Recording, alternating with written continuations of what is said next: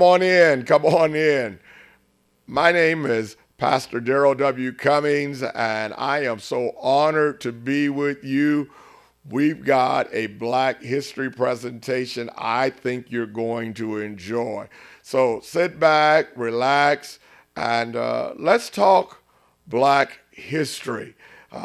We're going to feature 6 different commercials, all talking about various aspects of Black history.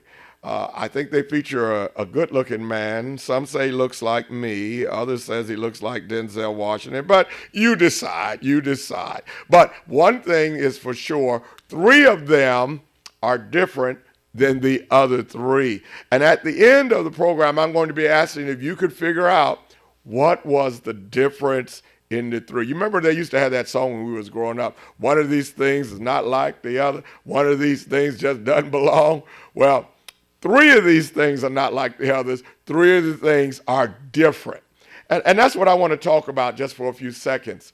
Difference. Just because something is different doesn't mean it's better. But also on the flip side, just because something is different doesn't mean it's worse. Just because it's different doesn't mean better or worse. It just means it's different. I asked for and I received a white egg and a brown egg. And they're different. They're definitely not the same. This is brown on the outside and this is white on the outside. The outside is different, but if I crack these eggs open, and maybe I'll do that later, they're essentially the same on the inside. And I want you to know that red, yellow, black, and white, we all bleed red. We all bleed red. We may be different on the outside, but we're the same on the inside. I think we're ready to go to our first commercial. You remember this one? It's a man by the name of Bass Reed. I used to watch this every Saturday morning, and I never knew that this man was an African American. Take a moment and look. We'll be right back. Do you hear that music? For those of you who grew up during my time, that is the theme of the Lone Ranger. The Lone Ranger was a lawman that went and caught criminals. But do you not know that the original story is about a black man named Bass Reeves? He's the one who had a white horse, traveled with an Indian companion, had silver bullets. I want you to know that's not just Black history, that's American history. God bless you. Wasn't that something? How many didn't even know that the Lone Ranger was actually an African American? That's something special. And he was one of the unique ones of his time. I always thought I was a cowboy too. But we're back to our question. Why do we even have Black history? Do you see what I'm wearing? This is what I'm wearing. I got this when I was in Africa, the hat, and this was given to me by a king there in Africa. And so it begs the question, why do we even have Black history? A majority of us, when we went to school, we only heard one kind of history, and that was white history. The only history we heard about African Americans was that we were brought over as slaves, but we weren't told anything else. I believe that's changing, and there are a lot of schools now who are also teaching Black history, and we appreciate that. I'm told that there's a school in Utah that one of the jazz players is protesting on because they said, you know what, we have some African Americans here, we have some blacks here, but we're going to skip Black History Month. We're not going to talk about it. We don't want to recognize it. And that really saddens my heart because it's not enough to just have white history. We should have all history because Black history is not just for blacks. Black history is American history. So why do we have Black History Month?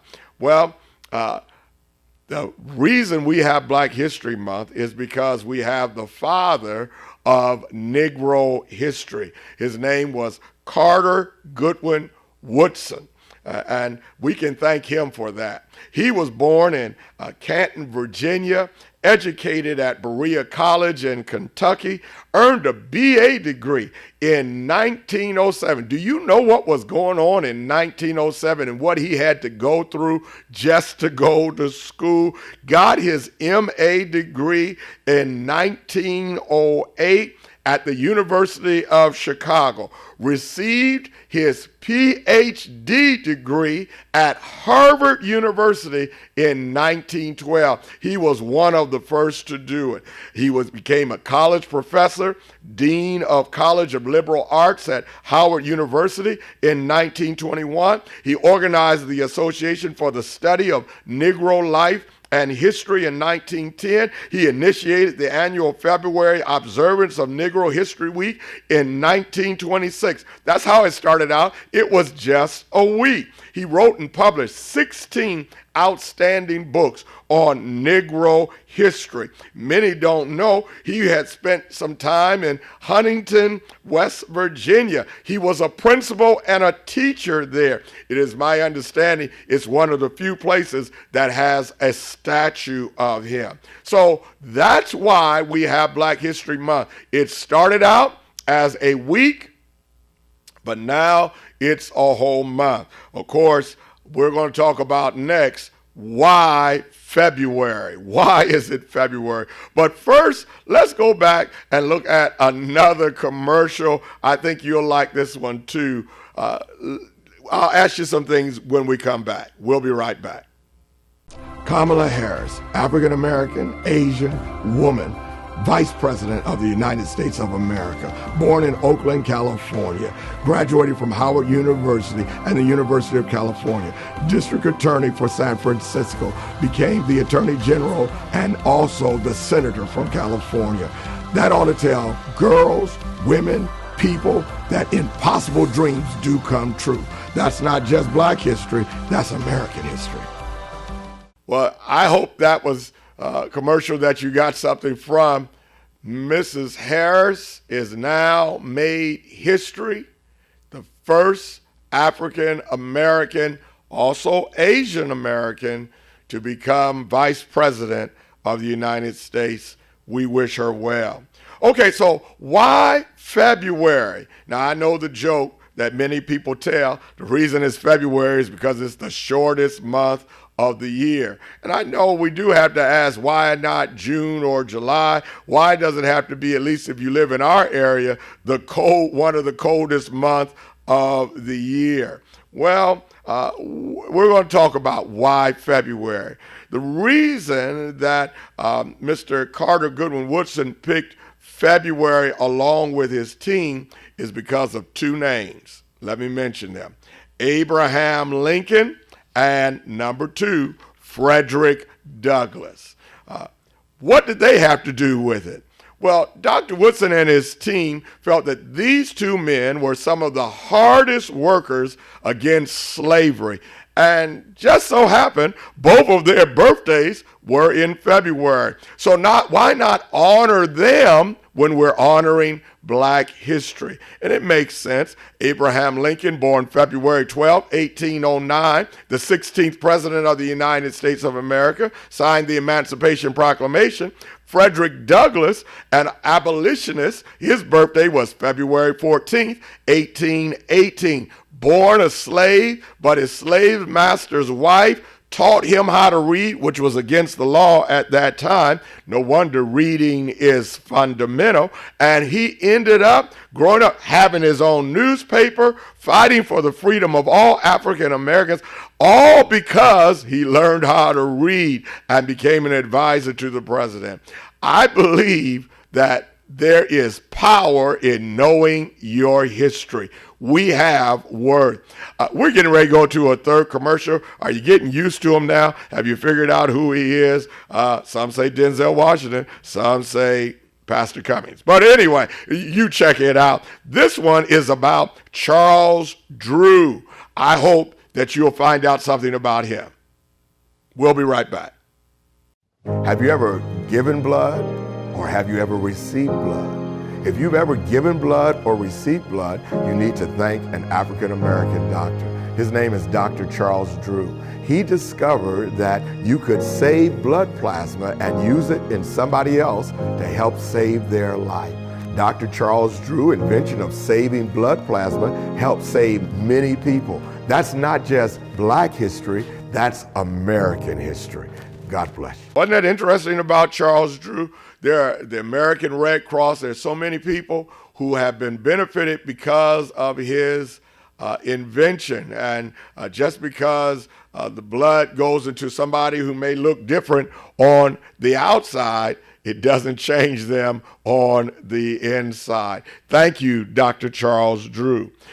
Now, I want to, with the help of Inspire, I want to mention 20 extraordinary Black Americans who helped change the world. We're going to put the 5-minute clock on, and I'm going to see if I can get through it in 5 minutes or less. And hopefully their pictures are going to show up while I'm talking about it. So pray for me. Here we go.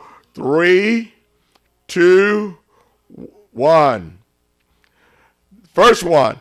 Claudette Colvin. She was just 15 years old when she refused to move to the back of the bus in Montgomery, Alabama. She stood up for her rights way before Rosa Parks famously did the same. And then number 2, Benjamin O. Davis Sr. served in the U.S. military for 50 years and became the nation's first Black general. And then number 3, Jesse Cleveland Owens. He was a world-class athlete who got an Olympic record for the long jump in 1936, which he held for 25 years. He also brought the U.S. 4 gold medals during the games in Germany during Hitler's time. Born in Alabama, but raised in Cleveland, Ohio. Number 4, Shirley Chisholm was the first Black woman elected to Congress. She served from 1969 to 1983, and in 1973, she became the first woman to run for president under the Democratic Party.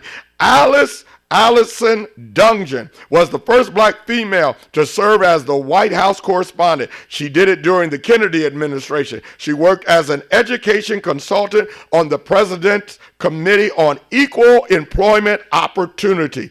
Gordon Parks, he was the first Black staff member of Life magazine, which launched his career in photography and film. His photos were featured in publications like Vogue, and he went on to become the first Black director of a major film, Shaft. And then number 7, Mrs. Robinson. She was among the first Black women to register in Selma, Alabama. A year later, she became the first Black woman to run for Congress in her state. Kimberly Bryant, an electrical engineer with an impressive career history, founded the Black Girls Code to bring younger generations into the STEM industry. Daisy Bates was a fierce civil rights activist who became an escort and advocate for the Little Rock Nine, a group of Black students who attended an all-white school during Arkansas's early desegregation efforts. Jane Boland was the first Black woman to attend Yale Law School, and subsequently she became the first Black female judge in the United States of America. George Washington Carver, he was an agricultural scientist and inventor. He launched the Tuskegee Institute Movable School to introduce farmers to new techniques and advances, and now there are movable schools all across the country.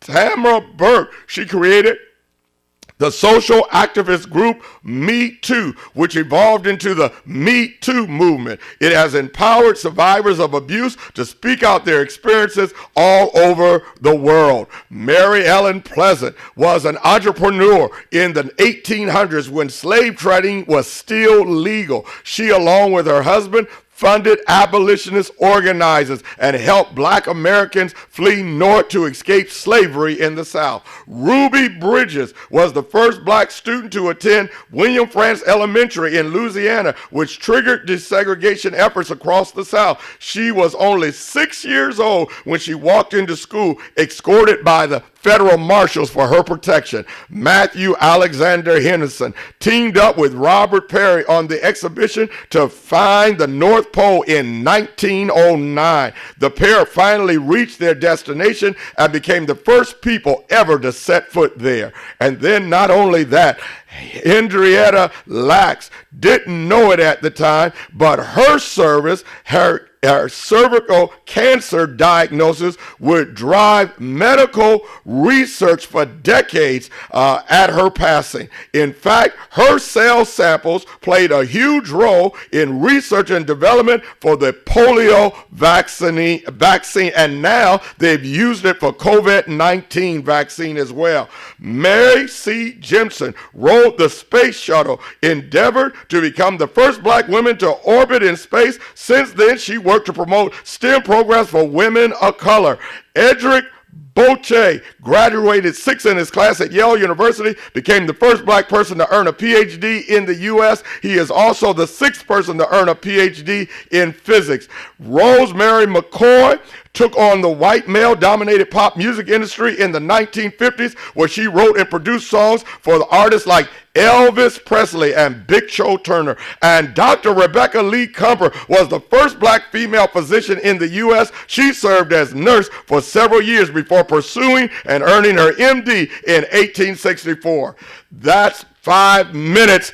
We're going to take a break, go to commercial. I need some breath. President Barack Obama, born in Honolulu, Hawaii, graduated from Columbia and Harvard University, served as a Chicago organizer, became the Senator of Illinois, and the 44th President of the United States, the first African American to do so. That ought to tell all of us, big dreams do come true. That's not just black history, that's American history. Wow, I'm shocked I didn't need oxygen, but we got it done, we got it done. What about that commercial? President Barack Obama. I wasn't sure that I would ever see in my lifetime an African American president, but I have been blessed of God, and perhaps you too, that I've not only seen a black president, now I've seen a black vice president too. I believe nothing is impossible. Well, I want to share a story with you. It's a poem about a little boy named Theo. And it's not meant to be offensive. I hope it doesn't offend you, but it just talks about some of the inventions that black Americans have been a part of. So listen, sit back, relax, and listen to this story about a little boy named Theo. A little boy named Theo woke up one morning and asked his mother, "Mom, what if there were no black people in the world?" Well, his mother thought about it for a moment and then said, "Son, follow me around today, and let's just see what it would look like if there had been no black people in the world." Mom said, "Now go get dressed, and then we'll get started." Theo ran to his room, put on his clothes and shoes. His mother took one look at him and said, "Theo, where are your shoes? And those clothes are all wrinkled, son. I must iron them." However, when she reached for the ironing board, it was no longer there. You see, Sarah Boone, a black woman, invented the ironing board, and Jane E. Messenger, a black man, invented the shoe lasting machine. "Oh, well," she said, "please go and do something to your hair." And Theo ran in his room to comb his hair, but the comb was not there. You see, Walter Simmons, a black man, invented the comb. and Theo decided to just brush his hair, but the brush was gone. You see, Lydia O'Newman, a black female, she invented the brush. Well, this was a sight. No shoes, wrinkled clothes, a hair mess. Even Mom's hair was without hair inventions of the Madam C. Walker. You get the picture. Mom told Theo, let's do your chores around the house and then take a trip to the grocery store. Theo's job was to sweep the floor. He swept and he swept and he swept, and when he reached the dustpan, it wasn't there. You see, Lloyd P. Ray, a black man, invented the dustpan. So he swept his pile of dirt over to the corner and left it there. He then decided to mop the floor, but the mop was gone. You see, Thomas W. Stewart, a black man, invented the mop. Theo yelled to his mom, "Mom, I'm not having any luck." "Well, son," she said, "let me finish washing these clothes and we'll prepare a list for the grocery store." When the wash was finished, she went to place the clothes in the dryer, but it wasn't there. You see, George T. Salmon, a black man, invented the clothes dryer. Mom asked Theo to get a pencil and some paper to prepare a list for the market. So Theo ran for paper and pencil, but noticed the pencil lead was broken. Well, he was out of luck because John Love, a black man, invented the pencil sharpener. Mom reached for a pen, but it wasn't there because William Purvis, a black man, invented the fountain pen. As a matter of fact, Lee Bridges invented the typewriting machine, and W.A. Lovett the advanced printing press, and Theo and his mother decided just to head to the market. Well, then Theo opened the door. He noticed the grass was so high and he was so tall. You see, John Burr, a black man, invented the lawnmower. They made their way over to the car and found that it wouldn't go. You see, Richard Spikes, a black man, invented the automatic gear shift, and Joseph Gamble invented the supercharged system for the internal combustion engine. They also noticed that a few cars that were moving were running into each other and having wrecks because there was no traffic light. You see, Garrett A. Morgan, a black man, invented the traffic light. Well, it was getting late, so they walked to the market, got their groceries, and returned home. Just then, they were about to put away the milk, the eggs, the butter, and noticed the refrigerator was gone. You see, John Stannard, a black man, invented the refrigerator, so they just left the food on the counter. Well, what if the family member had heart surgery? Well, they wouldn't be able to make it because Dr. Daniel Hale Williams, a black doctor, also performed the first heart surgery. So if you've ever wondered, like Theo, where would we be without black people? Well, it's pretty plain to see. We would be somewhere sitting in the dark. We'll be right back after this commercial. Have you ever eaten a peanut or seen a peanut? Well, you probably didn't see the peanut like George Washington Carver did. He created over 300 inventions that came just from peanuts. Peanut oil, peanut butter, and many, many more. George Washington Carver was the most well-known African American of his day. He was an agriculturist, and he used it to help set people free. That's not just black history, that's American history. George Washington Carver, I tell you, they used to say he was the man who talked to flowers. Well, we've got to go, and I want you to understand that the reason that we had this program is not to tell you that one group of people is better or smarter or faster than the other. I hope that you get that we all have talent, no matter what our skin color is. Red, yellow, black, or white, we're all precious in the sight of God. No wonder Dr. Martin Luther King said you cannot play good music without touching both the white and the black keys. We'll be right back right after this commercial. This past year has been a challenge for us all. Red, yellow, black, and white. The pandemic has hurt us all. That's why I think it is interesting that it was a diverse group of scientists led by Dr. Graham and his close associate, Dr. Covert, an African-American woman who worked on this vaccine to help us all. I hope it says that together we can do anything. That's not just black history, that's American history. Well, we've enjoyed being with you. I'm going to have to go take a nap somewhere. But I want you to know I've been changing hats and changing clothes.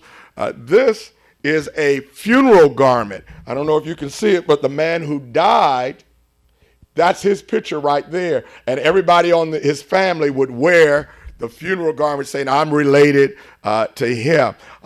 When I got to his funeral, he had over 30 kids and 6 wives. We'll have to talk about that later on. Each hat means a different thing. This represents a king, this represents business people, and this represents a commoner.